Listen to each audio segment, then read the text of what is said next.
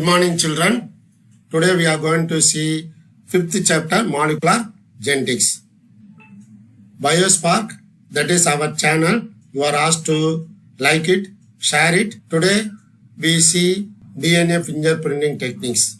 5.15 DNA fingerprinting techniques, and these are all the other names. It is not present in your textbook. Students, you can write it and note it. Here, the DNA fingerprinting techniques is otherwise known as DNA typing or DNA profiling. We can profile the DNA. That's why we call it is a fingerprinting technique. So first it is developed by Alan Jeffreys in the year 1985. So he was the recipient of Royal Society's Copley Medal in the year 2014, that is recently, and he is called as the father of fingerprinting, that is worldwide. And in Indian we have the father of fingerprinting. He is Lalji Singh, FNA. He was called as father of Indian fingerprinting. Each of us have the same chemical structure of DNA. I hope you know very well. In all the DNAs, whether your relatives or whoever may be, the DNA structure has same chemical composition. What are they? The pentose sugar, nitrogenous bases, and the phosphate group. These are all the chemical structures of DNA. And next, the DNA of a person and fingerprints are unique. There are 23 pairs of chromosomes with 1.5 million pairs of genes. Not all segments of DNA code for protein. Some DNA segments have regulatory function, while other are intervening sequences, and still other are repeated DNA sequences. So not all segments are involving in the protein synthesis, because a few are functioning in the regulation and intervening, that is introns, and some other repeated sequence. See here, in the previous slide we have studied 99.9% of human DNA is identical to other humans, and these are all the extra point, and 90% to mice, and 85% to zebrafish, 50% to banana, 21% to worms, 7% to bacteria. Then DNA fingerprinting technique. Here we must know the meaning for tandem repeats. So tandem repeats are the repeats, that is you know very well. In the example I have given, that is a same two or more nucleotides.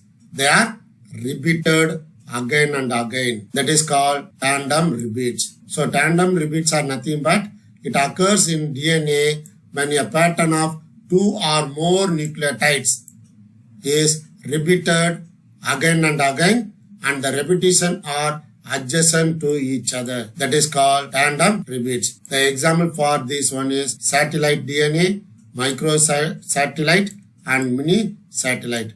These are all the examples for tandem repeats. And next one, VNTR. This is a 2-mark question. What is VNTR?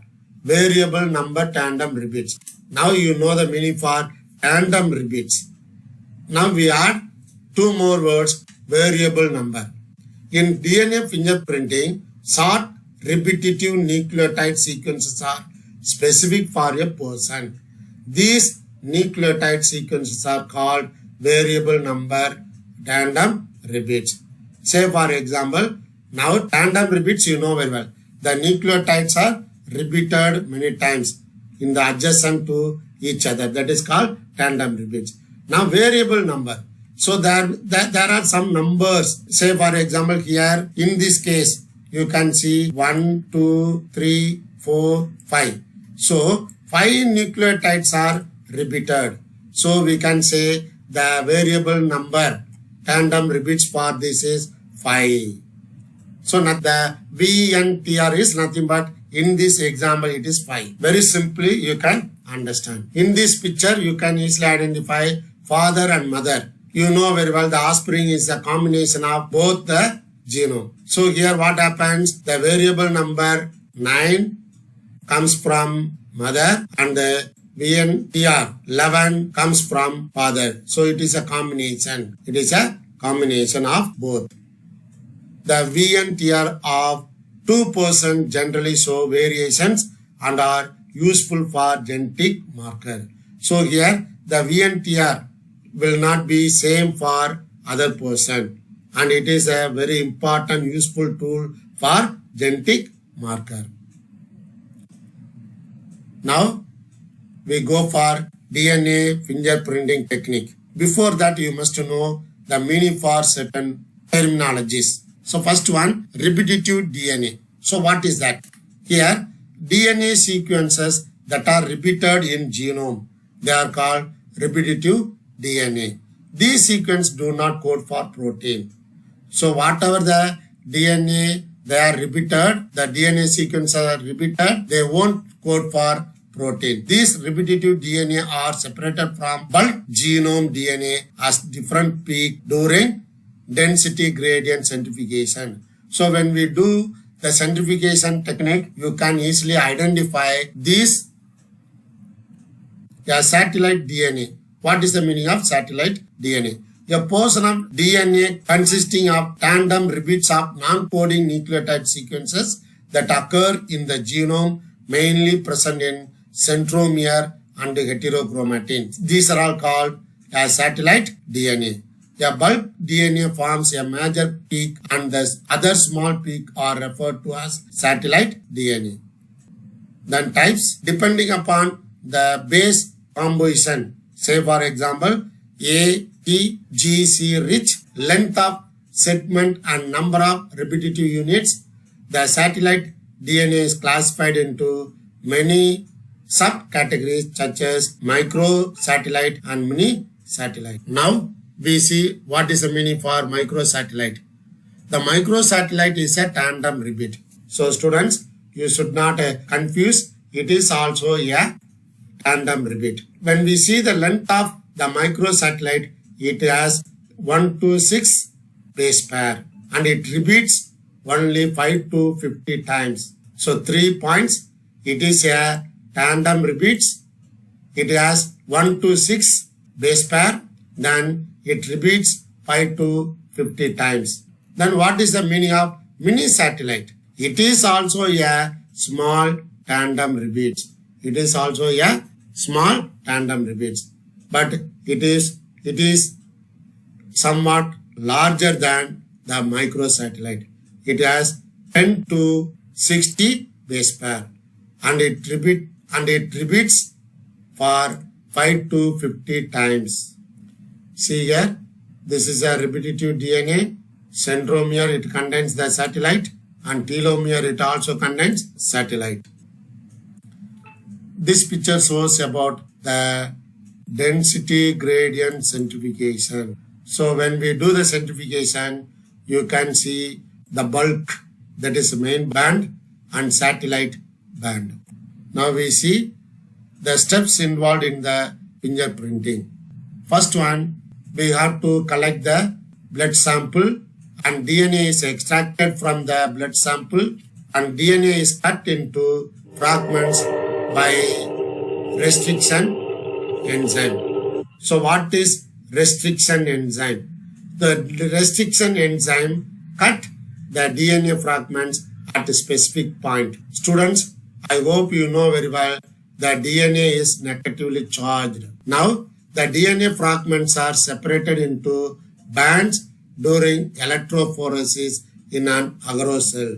So here, this is a electrophoresis. So in electrophoresis, we have the agar cell. The agar gel is like what is called a jelly-like substances. In that, we make one pore. In that, we pour the DNA content. So the DNA content, you know very well, when we apply the electric field, they move according to the electric charges. So the smaller fragments, they move faster and the larger fragments, they move slowly. Now we apply some probe in the DNA that binds to DNA sequences on the membrane. Excess DNA probe is washed off. At this stage, the radioactivity probe is bound to the DNA pattern on the membrane.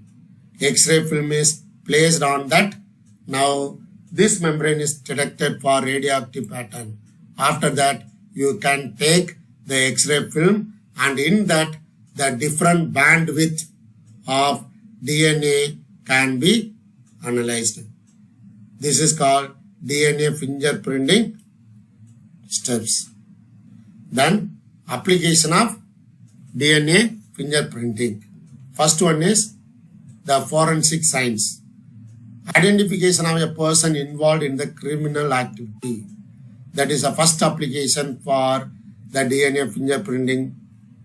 And second point is pedigree analysis. So what is pedigree analysis? In the picture itself it is given. So it is a family tree. Pedigree is nothing but family tree. The inheritance pattern of genes through generation and for detecting inherited diseases can be analyzed through the pedigree analysis. Then third point is conservation of wildlife. By maintaining DNA records for identification of tissues of dead endangered organisms so that we can conserve the wildlife. And fourth point is anthropological studies to determining the origin and migration of human population and genetic diversities. So these are all the four important applications of DNA fingerprinting. Students, these are all some sample questions you can go through.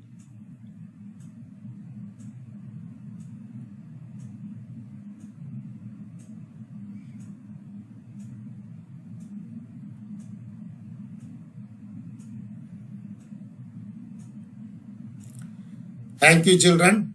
We meet again in another lesson. Thank you.